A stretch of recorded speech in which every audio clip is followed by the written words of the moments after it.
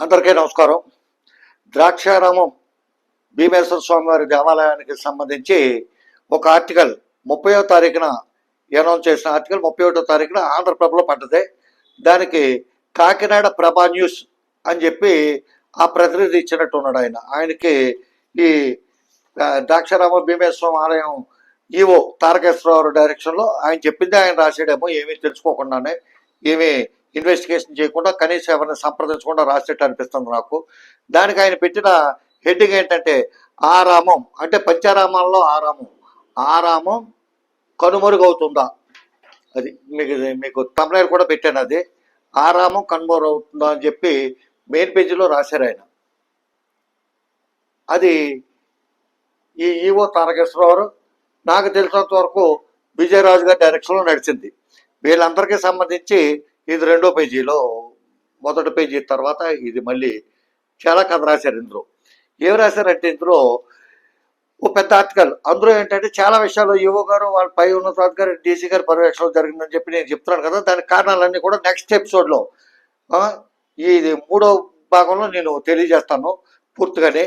కాకపోతే ఏంటంటే ఇందులో ఏంటంటే చాలా దారుణంగా ఒక ఇష్యూ రాశారు. ఏంటి, ఈ దేవాలయానికంట ఇక్కడ నుండి ప్రతిరోజు కేవలం 250 మిల్లీలీటర్ల సాధారణ నీటితో మాత్రమే అసలు లింగానికి అభిషేకం జరుగుతుంది.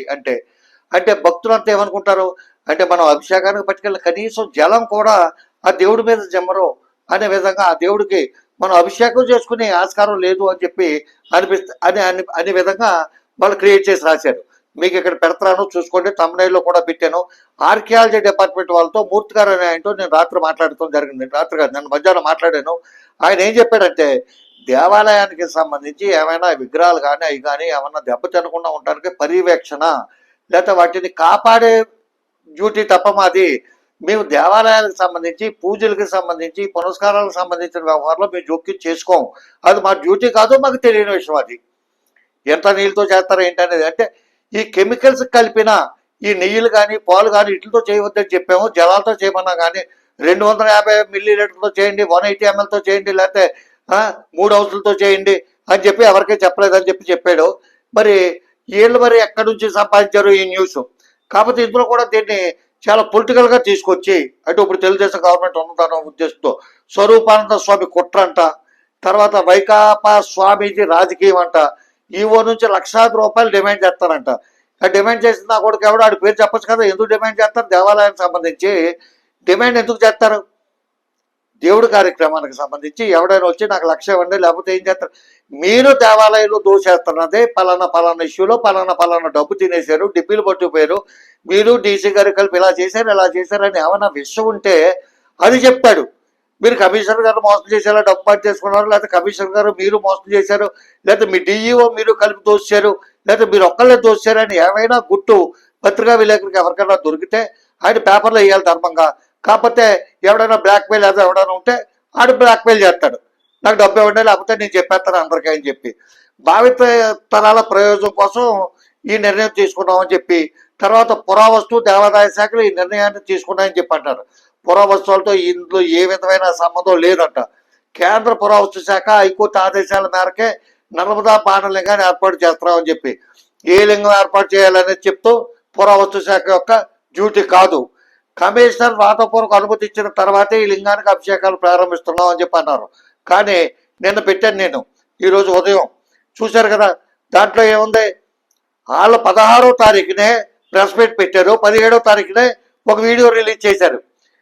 ఇలాగా పలానా తారీఖున ఉదయం 9:30 ఈ కార్యక్రమం జరుగుతుంది, అప్పటి నుంచి అలౌ చేస్తాం మేము అని చెప్పి 7వ తారీఖు అని చెప్పి వీళ్ళు 16వ తారీఖునే డిసైడ్ చేశారు.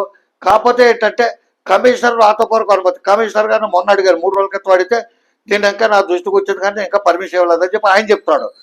గర్భాలయాల్లో ఈ లింగాన్ని ప్రతిష్ఠించబోము అంటే నర్మదా బాణలింగాన్ని కేవలం ప్రధాన స్వయంభూ లింగానికి ముందు నర్మదా బాణాన్ని ఉంచుతామంటాడు.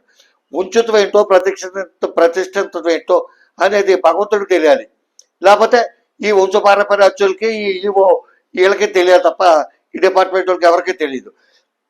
ఆలయ ప్రతిష్ట దెబ్బతీసేందుకు కొన్ని వర్గాలు కుట్రలు సాగిస్తున్నాయంటూ వాపోయారంట.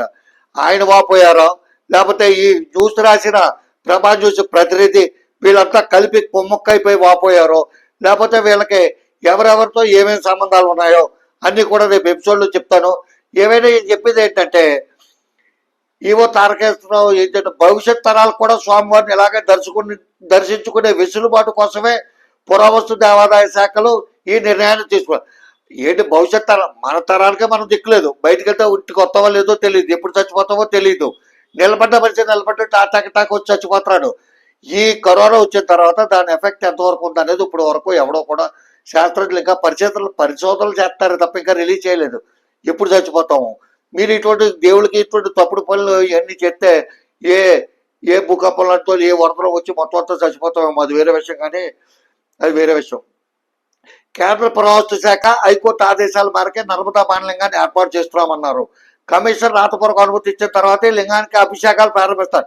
అభిషేకాలు ప్రారంభించకుండా 7వ తారీఖున ఓపెన్ చేసి ఏం చేస్తారు? అభిషేకం ఎవరికి చేస్తారు?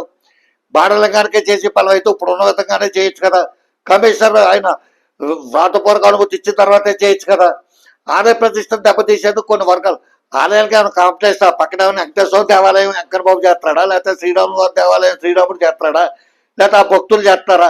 అలా హిందూ దేవాలయానికి వెళ్తానికే బాధపడిపోయిన భక్తులు ఉన్న ఈ రోజుల్లో ఈ ఆలయ ప్రతిష్టను దెబ్బతీయడానికి ఎవడు కంకణం కట్టుకున్నాడు? అందులోనే శివాలయం జోలికి వెళ్తారా? శివాలయంతో ఆటలాడుతారా? శివుడితో ఆటలాడేంత దమ్ము ఎవరికి? ఒక్క అర్చకులకి దేవాదాయ శాఖకి వీళ్ళిద్దరే ఏ భగవంతుడైనా లెక్కలేదు.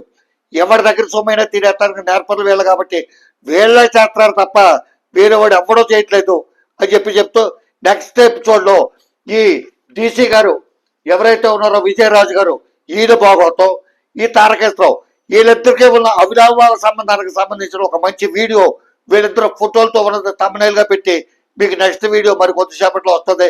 ఏ క్షణమైనా చేయొచ్చు, టైం అంటూ లేదు. కాబట్టి ఈ ఛానల్ సబ్స్క్రైబ్ చేసుకుని మీరు చూడండి. వీళ్ళందరూ భాగవతాలు పిన్ టు పిన్ నేను చూస్తుంటే నాకు ఈరోజు మీరు నమ్మండి నమ్మకపోండి 40 వాట్సాప్లో మెసేజ్లు వచ్చినాయి. 40 వాళ్ళు పంపించిందే ఈ తారకేశ్వరరావు గారు, ఈ డిఈ గారు, విజయరాజు గారికి సంబంధించిన ఒక మంచి ఫోటో కూడా పంపించారు. దాంతో ఒక వీడియో చేస్తాను చూడండి. దీని కింద డిస్క్రిప్షన్లో కొన్ని విషయాలు పెడతాను, అవి కూడా మీరు చూడండి. ఉంటాను. నమస్కారం. రామాంధ్రరావు. జై హింద్.